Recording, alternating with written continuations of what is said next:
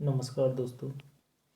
हिंदी साहित्य का इतिहास, इसमें हम बात करेंगे आदिकाल के विभिन्न महत्वपूर्ण प्रश्नों की।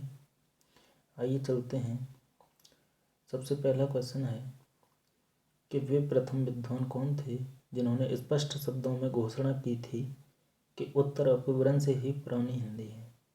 तो इनका नाम था चंद्रधर शर्मा गुलेरी जी। नेक्स्ट क्वेश्चन है, डॉक्टर राम कुमार वर्मा ने अपने हिंदी साहित्य के इतिहास को कितने प्रकरणों में विभाजित किया है। तो डॉक्टर राम कुमार वर्मा जी ने हिंदी साहित्य के इतिहास को 7 प्रकरणों में विभाजित किया है। नेक्स्ट क्वेश्चन है, सर्वसम्मति से हिंदी साहित्य का प्रथम कवि किसे माना जाता है। तो सर्वसम्मति से हिंदी साहित्य का प्रथम कवि सरहपाद को माना जाता है। नेक्स्ट है, आदिकाल की प्रमुख प्रवृत्ति नहीं है। आदिकाल की प्रमुख प्रवृत्ति आश्रयदाताओं की वीरता का वास्तविक वर्णन नहीं है, जबकि धार्मिक साहित्य की रचना करना आदिकाल की प्रवृत्ति है। वहीं रासो साहित्य की रचना करना आदिकाल की प्रवृत्ति है। वहीं छप्पे, तोटक, तोमर, उरिल और पदगड़िया के साथ साथ दोहा और चौपाई की भी भरपूर प्रयोग आदिकाल की प्रवृत्ति की विशेषता है। नेक्स्ट क्वेश्चन है, आश्रयदाताओं की वीरता का अतिशयोक्तिपूर्ण वर्णन। नेक्स्ट है कि डॉक्टर एजी ग्रियर्सन द्वारा रचित हिंदी साहित्य का इतिहास the modern vernacular literature of Hindustan से संबंधित असंगत कथन कौन सा है। तो इसका सही आंसर है कि इसमें हिंदी एवं उर्दू के 738 कवियों का वर्णन अंग्रेजी वर्णक्रमानुसार दिया गया है। नेक्स्ट है, रासो शब्द की व्युत्पत्ति के संबंध में असंगत छांटिए। अर्थात आंसर है हजारी प्रसाद द्विवेदी रसिक से, जबकि गाड़सादा तासी ने रासो शब्द की जो व्युत्पत्ति है राजसूय से मानी। वहीं रामचंद्र शुक्ल जी ने रसायन से तथा चंद्रवली पांडे ने रासक से रासो शब्द की व्युत्पत्ति मानी है, जबकि हजारी प्रसाद द्विवेदी जी ने रासक शब्द से रासो शब्द की व्युत्पत्ति मानी है। नेक्स्ट है, अगला क्वेश्चन है, सुमेलित कीजिए। परमाल रासो जगनिक की है। वहीं बीसलदेव रासो नरपतिनाल, विजयपाल रासो नलसिंह, वहीं प्राकृत पैंगलम जो है लक्ष्मीधर की है। अगला क्वेश्चन है, शुक्ल ने हिंदी का प्रथम कवि किसे माना है, जो कि बहुत ही महत्वपूर्ण क्वेश्चन है। तो आचार्य रामचंद्र शुक्ल जी ने हिंदी का प्रथम कवि माना है चंद्रवर्ती जी को। नेक्स्ट है, आदिकाल नाम भ्रामक है, इससे बाबा आदम के जमाने का आभास होता है, यह कथन किसका है। तो यह कथन है डॉक्टर बच्चन सिंह का। किसका है? डॉक्टर बच्चन सिंह का। नेक्स्ट क्वेश्चन है, पीताम्बर दत्त बड़थवाल के अनुसार गोरखवाणी की रचना मानी जाती है। तो 1930 ईस्वी पीताम्बर दत्त बड़थवाल के अनुसार गोरखवाणी की रचना मानी जाती है। नेक्स्ट क्वेश्चन है, विद्यापति पदावली का आध्यात्मिक कहना खुजराव के आध्यात्मिक कहना है, अर्थात इस प्रकार का कहना है बच्चन सिंह जी का। अगला क्वेश्चन है, पृथ्वी भट्ट किस कवि का उपनाम था। तो यह आचार्य चंद्रवर्ती जी का पृथ्वी भट्ट जो है उपनाम था। पृथ्वी भट्ट किसका उपनाम था? चंद्रवर्ती जी का। नेक्स्ट क्वेश्चन है, शुक्लानुसार पृथ्वीराज रासो में कुल कितने समय या सर्ग हैं। तो शुक्ल जी के अनुसार पृथ्वीराज रासो में कुल 69 सर्ग हैं। कितने? 69। अगला क्वेश्चन है, मोहनलाल विष्णुलाल पांड्या ने पृथ्वीराज रासो की प्रामाणिकता सिद्ध करने के लिए किस संबंध की कल्पना की। तो उन्होंने आनंद संबंध की कल्पना की।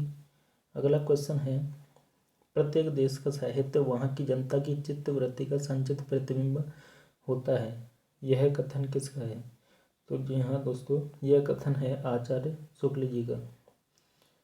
नेक्स्ट क्वेश्चन है, हेमचंद्र ने अपने व्याकरण के उदाहरणों के लिए भट्टी के समान एक द्वयाश्रय काव्य के रूप में कुमारपाल चरित की भी रचना की है। यह कथन किसका है? तो यह कथन भी क्या है? आचार्य शुक्ल जी का है, आचार्य रामचंद्र शुक्ल जी का। नेक्स्ट क्वेश्चन है, उक्ति व्यक्ति प्रकरण में कितने प्रकरण हैं? तो जी हाँ दोस्तों, इसमें 5 प्रकरण हैं। उक्ति व्यक्ति प्रकरण में कितने प्रकरण हैं? 5। नेक्स्ट क्वेश्चन है, शंकराचार्य के बाद इतना प्रभावशाली और इतना महिमान्वित भारतवर्ष में गोरखनाथ के सिवा कोई दूसरा नहीं हुआ। तो यह किसने कहा था? इम्पोर्टेंट क्वेश्चन है। तो यह कहा था हजारी प्रसाद द्विवेदी जी ने। नेक्स्ट क्वेश्चन है, रामनिवास त्रिपाठी सुमेलित करना है। रामनिवास त्रिपाठी जी जो हैं तो कविता कौमुदी लिखी इन्होंने, कविता कौमुदी 1917 ईस्वी में। वहीं नामवर सिंह जी ने इतिहास और आलोचना, राहुल सांकृत्यायन ने हिंदी काव्य धारा 1944 ईस्वी में। वहीं डॉक्टर धीरेन्द्र वर्मा ने हिंदी साहित्य 1962 ईस्वी में लिखा। नेक्स्ट क्वेश्चन है, सुमेलित कीजिए कि रचनाकार और पुस्तक कि सरहपा की पुस्तक जो है कौन सी है? दोहा कोश। वहीं लुईपा की लुईपाद गीतिका इन्होंने पुस्तक लिखी। डोम्पिया ने लिखी योगचर्या अक्षराधिकोपदेश। वहीं कंडप्पा ने लिखी है पाहुड़ दोहा और गीतिका। अगला क्वेश्चन है, सुमेलित कीजिए कि स्वयंभू ने कौन सी पुस्तक लिखी? रेठनेमिचर्यु और परमचर्यु। वहीं देवसेन की है शराब का चार और दर्शनानुसार। धनपाल की भविष्यत कहा। वहीं पुष्पदंत की हृदय कुमारचर्यु। नेक्स्ट क्वेश्चन है, रचना और रचनाकार का असंगत क्रम छांटिए। तो पुष्पदंत महापुराण से संबंधित हैं। नेक्स्ट, शालिवध सूरी बड़तेसर बाहुबली राज से है। वहीं सोम प्रभु सूरी जीव दया राज से हैं। तो यह आंसर है आपका, क्योंकि ये आंसर नहीं है। ये क्या है? असंगत छांटना है आपको कि रचना और रचनाकार का क्रम असंगत छांटिए।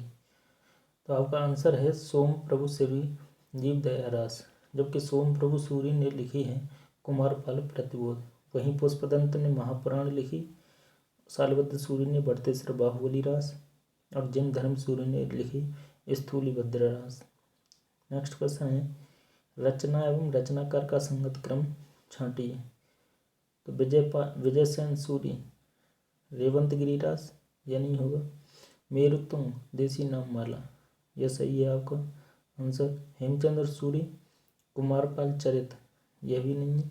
मुनि राम सिंह पाहुड़ दोहा, अर्थात मेरुतुंग ने लिखी है प्रबंध चिंतामणि, जबकि विजयपाल रासे ने भी लिखी रेवंत गिरिरास।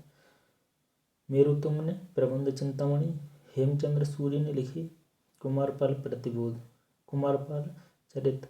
वहीं मुनि राम सिंह ने लिखी पाहुड़ दोहा। अगला क्वेश्चन है, रचना एवं रचनाकार का संगत क्रम छांटिए।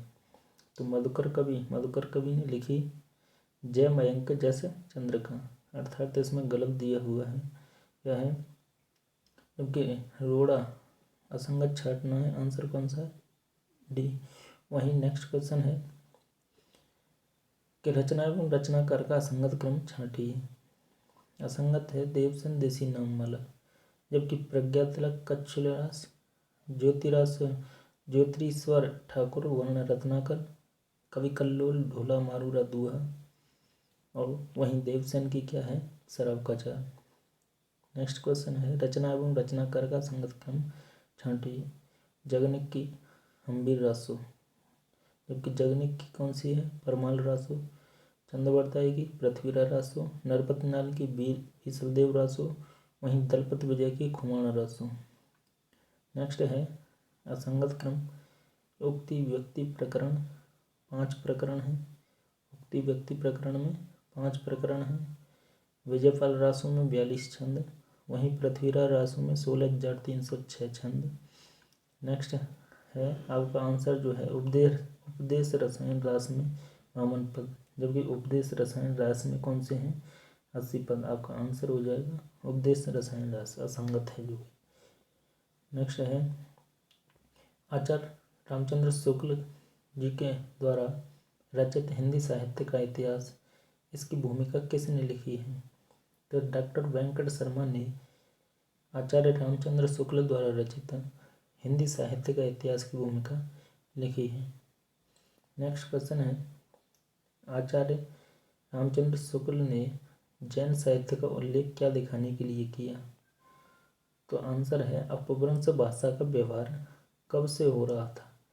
इस प्रकार जैन साहित्य का उल्लेख किया उन्होंने यह दिखाने के लिए कि अपभ्रंश भाषा का व्यवहार कब से हो रहा है, तो जैन साहित्य का उल्लेख उन्होंने किया था। अगला क्वेश्चन है साहित्य के इतिहास के लेखन की पद्धति व उसका प्रयोग करने वाले साहित्यकार का असंगत क्रम छांटिए। आंसर है वैज्ञानिक पद्धति आचार्य हजारी प्रसाद द्विवेदी, जबकि वर्णानुक्रम पद्धति जो है गार्सदा तासी शिव सिंह सेंगर, कालानुक्रम पद्धति ग्रियर्सन की है जो कि मिश्र बंधु हैं, वहीं विधेयवादी पद्धति आचार्य रामचंद्र शुक्ल की है। नेक्स्ट क्वेश्चन है आचार्य रामचंद्र शुक्ल ने परिश्रमी संकलनकर्ता किसे कहा है? तो मिश्र बंधुओं को आचार्य शुक्ल जी ने परिश्रमी संकलनकर्ता कहा है, जो कि आपका इम्पोर्टेंट क्वेश्चन बनता है।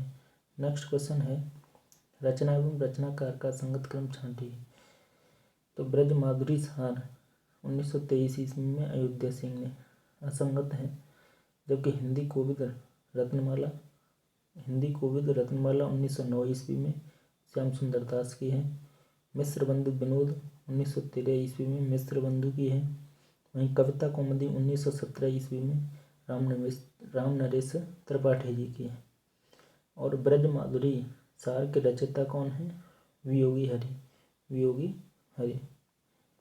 अगला क्वेश्चन है आचार्य रामचंद्र शुक्ल के हिंदी साहित्य के इतिहास से संबंधित असंगत क्रम छांटिए। तो असंगत है इसमें हिंदी साहित्य के इतिहास को 5 कालखंडों में बांटा गया है, जबकि सही क्या है? इसकी रचना जो है आचार्य रामचंद्र शुक्ल जी का जो हिंदी साहित्य का जो इतिहास ग्रंथ लिखा उन्होंने, तो इसकी रचना 1929 ईस्वी में हुई। यह सही है। यह इतिहास मूलतः हिंदी नागरिक प्रचारणी सभा द्वारा प्रकाशित हिंदी शब्द सागर की भूमिका के रूप में हिंदी साहित्य का विकास नाम से लिखा गया था। यह भी सही है। इसके कवियों का परिचयात्मक विवरण मिश्र बंधु विनोद से लिया गया है। यह भी सही है। तो क्या संगत क्या है कि इसमें हिंदी साहित्य के इतिहास को 5 कालखंडों में विभाजित किया गया है, जो कि आपका आंसर है। नेक्स्ट है कि जिन लोगों को आचार्य शुक्ल के हिंदी साहित्य का इतिहास के आगे कुछ सुझाई नहीं पड़ता, उन्हें अपनी आँखों का इलाज करा लेना चाहिए। इस प्रकार का कथन किसका था? इस प्रकार का कथन कौन से साहित्यकार का था? तो इस प्रकार का कथन जो था डॉक्टर बच्चन सिंह जी का था, जो कि आचार्य शुक्ल जी के अनुसार शुक्ल जी के अनुरूप उन्होंने कहा था। नेक्स्ट है हिंदी साहित्य का इतिहास व उसके रचनाकार का असंगत क्रम छांटिए। तो असंगत क्या है? हिंदी साहित्य का विवेचनात्मक इतिहास सूर्य प्रसाद दीक्षित, यह असंगत है, जबकि हिंदी साहित्य का विवेचनात्मक इतिहास किसने लिखा? मोहन अवस्थी जी ने। वहीं इनको देख लेते हैं हिंदी साहित्य और संवेदना का विकास डॉक्टर रामस्वरूप चतुर्वेदी जी ने। सही है। हिंदी साहित्य युग और प्रवृत्तियाँ शिव कुमार शर्मा ने। भारतीय साहित्य के इतिहास की समस्याएं रामविलास शर्मा ने। क्योंकि हिंदी साहित्य का विवेचनात्मक इतिहास किसने लिखा? मोहन अवस्थी जी ने।